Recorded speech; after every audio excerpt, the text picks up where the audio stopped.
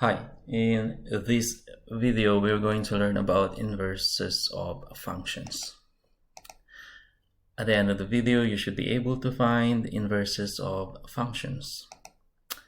Here is a review of your basic concepts. Let's start with inverse of a relation. The inverse of the ordered pairs xy is the set of all ordered pairs yx. It's just saying the domain of the function is the range of the inverse, and the range of the function is the domain of the inverse. In symbol, generally, it's written as an inverse symbol f raised to -1 of x, or the inverse of a function.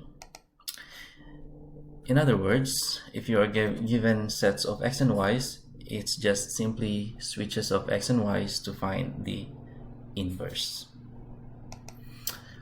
Here is a given example of your inverse when you are given relations, which is sets of ordered pairs.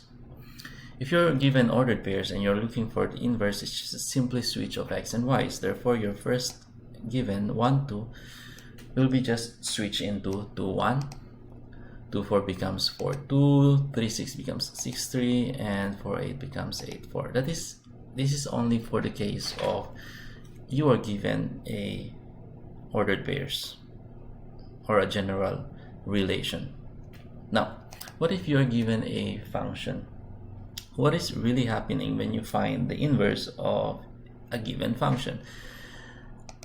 Let's have a specific example first. Find the inverse of a function f of x is equal to 4x minus 2. The flow of the operation goes like x is multiplied to 4 and then subtracted by 2.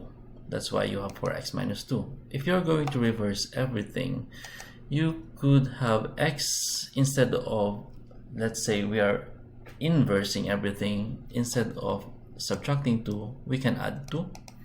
And then instead of multiplying, we divide 2. So therefore, to write it in a mathematical form, you have x plus 2 all over 4, or x plus 2 divided by 4. And that is actually the inverse of the given function. Now, what you need to notice is that to say it's the inverse, you have to have a -1.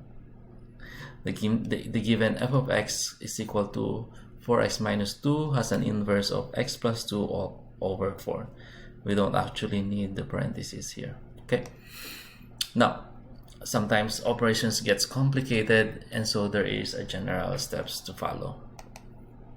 To find an inverse of a given function, first is that you change the function symbol to y. Switch places x and y, solve for the y, and then when you're done, you just change your y to the inverse function symbol, which is f raised to -1 of x. Now, not all functions are named f of x. It can be h of x, g of x, or something else. Let's have our first example. Find the inverse of f of x is equal to 8x minus 1. First step, you just replace your f of x with y. Your f of x becomes y. And then switch x and y. The y becomes x becomes y, and then solve for y. We need to isolate y. To do that, we can add both sides first by 1. By adding 1 on both sides, this becomes x plus 1. 8y is isolated, but it will be switched. So 8y goes here because it was just skipped the steps. 8y is equal to x plus 1. Again, after adding 1, this is the result. Now, we're almost done. We are solving for y. We need to find a way to get rid of 8 here, and the property we will use is division. Divide both sides by 8. And so this one becomes y. Divide this by 8. You just have x plus 1 all over 8. And it's done. The last step is just switching your y into the inverse function symbol, which is f raised to -1, or it's read as inverse of f is equal to x plus 1 over 8. Okay, let's have another example. Find the inverse of f of x is equal to 8x minus 2. Copy your function. Replace or change f of x into y. Switch places y and x. X becomes y becomes x. And solve for y. So what we can do here is that we can add both sides by 2. So this becomes x plus 2 on this side, 8y on the other side. But your PowerPoint switched it already, 8y on the left side, x plus 2 on the right side. So there it is. Let me clear. Next, we're almost done. Again, we will divide both sides by 8 to solve for y. After dividing, you have x plus 2 over 8. Divide by 8, divided by 8. 8 cancelled here, you have y left. X plus 2 divided by 8, here it is. And you just found your inverse of the given function. So here it is. Inverse of a function is equal to x plus 2 over 8. There should be an x here. Okay? There's just a negative 1 on top. Let's have another example. Find the inverse of a given function f of x is equal to 3x plus 1 all over 2. Copy the function, change f of x to y. Now here's the tricky part. No, not yet. Switch the x and y places. So y becomes x, x becomes y. What you can do, when you need to get rid of 2, since we are going to apply properties of equation to get rid of 2, since there's division, we're going to do the opposite. So we are going to multiply. This left side becomes 2x, the other side you just cancel. And so you have 3y plus 1.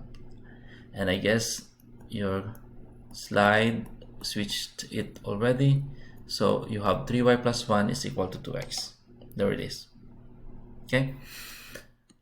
Then get rid of, we are solving for y, so we need to get rid of 1. So we will just perform simple subtraction, minus 1, minus 1.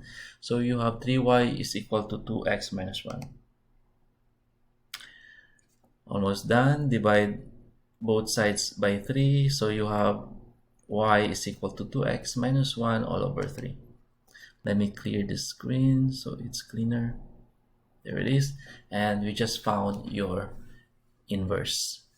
Your inverse of the given function is equal to 2x minus 1 all over 3.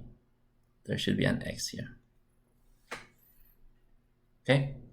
And I guess we are on our last example. Find the inverse of f of x is equal to x squared plus 4. First step, copy your function, change f of x to y, switch places y and x, and now here's the tricky part. No, not yet. We will subtract both sides by 4.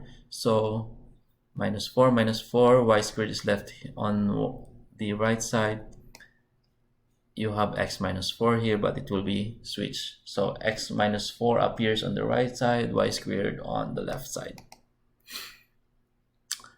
Since we are performing properties of equation, we are going to perform the same operations on both sides, but to get rid of square, the reverse of square is square root.